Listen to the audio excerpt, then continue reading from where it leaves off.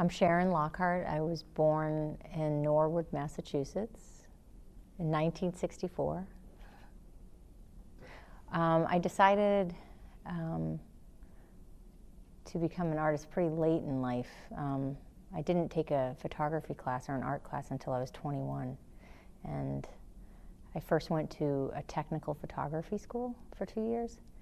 And in my second year, I was introduced to Cindy Sherman.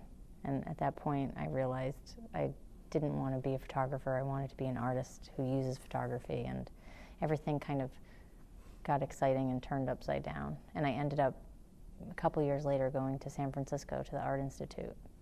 And I studied pretty much in the performance video department. And from there, then it just kept, growing.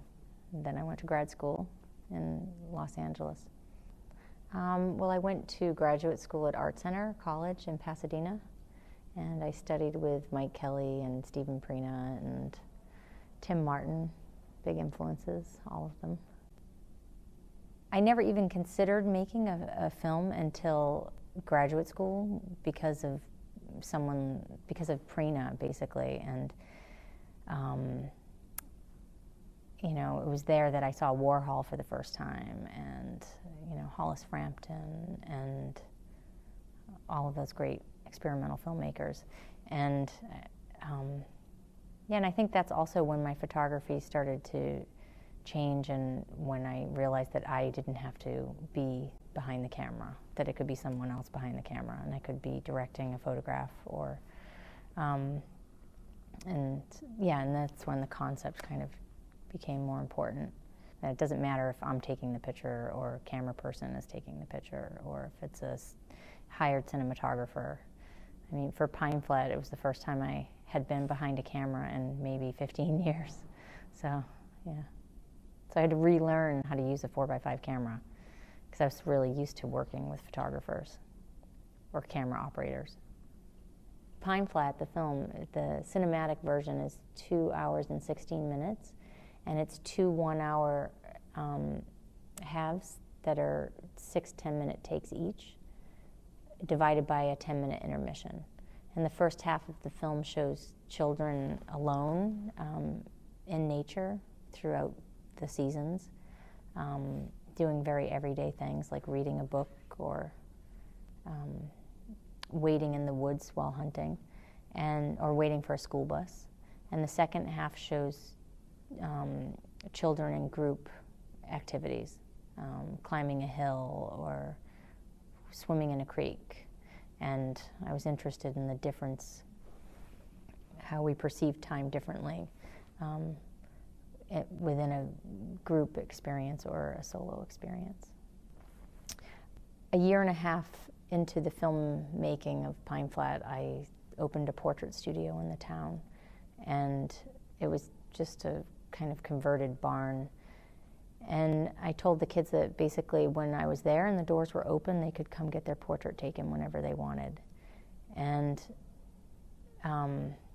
over the years of filming them, I wanted, and it was always me, framing them and bringing them to a space. I wanted to make a space that they came to me when they wanted, and that it wasn't about this kind of anthropological documenting of like every kid in the town, but it was whoever wanted to come. And some kids come all the time, and some kids didn't come. But I was thinking about, the early portrait studios and how they were this social space in small towns everywhere. And so it lasted for about a year and a half, and I shot with a 4x5. It was very formal, very slow exposures. It was daylight, so the kids are very concentrated, and I think that has a lot to do with it, because they're aware of time again, that, it's a 1/4 of a second exposure or a 1/30th of a second that you have to hold still and kind of concentrate. And the kids would see the Polaroid and, change positions, or sometimes kids would bring something that they wanted to be photographed with. So, but the photographs really came together in the end when I was editing and grouping them. And when I decided that I wanted to scale them all the same proportion, so that they were all kind of presented that they were all presented equally, that there was no hierarchy from one kid to the next, like, oh, the older kid is more prominent than the younger kid, or so. Well, I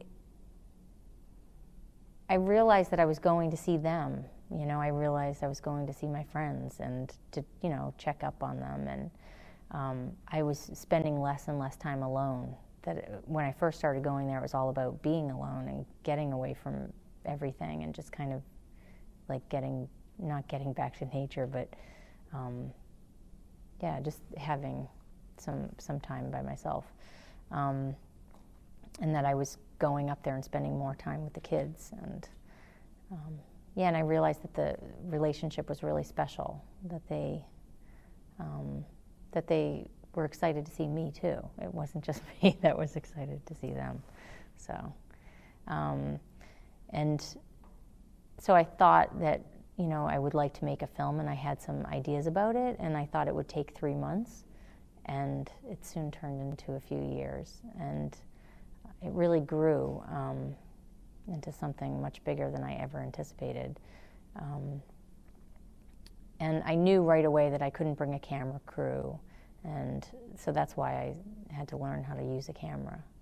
And it was definitely a learning process. Well, I used the 10-minute take.